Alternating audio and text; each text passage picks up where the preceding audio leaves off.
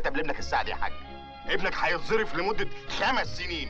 5 سنين يتظرف 750,000 جنيه في السنه. يعني اكله شربه لبسه نومه هدومه حمومه علينا. قلت ايه يا حاج؟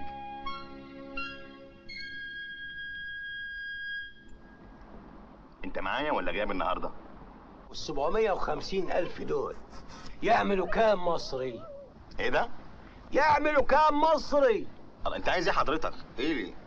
يطلعوا كام؟ يطلعوا 150,000 جنيه. حلوين؟ زينة والله زينة. ده انتوا لقطة. يبقى احنا هنديكوا 750,000 جنيه اللي هم 150,000 جنيه وعربية مرسيدس ماركة تويوتا. ومش كده وبس، لا، بوشكاش محفوظ بيضحي النهارده. انا هجيب له شقة في القاهرة وحماماتها في الجيزة على النيل اول الصحراوي. يفتح الفرندة بتاعتها يبص على سينما ازيز او فاتن حمامة تقريبا، عشان انا ما اقدرش اكدب عليك، انا راجل كوريكتو. زينة والله زينة.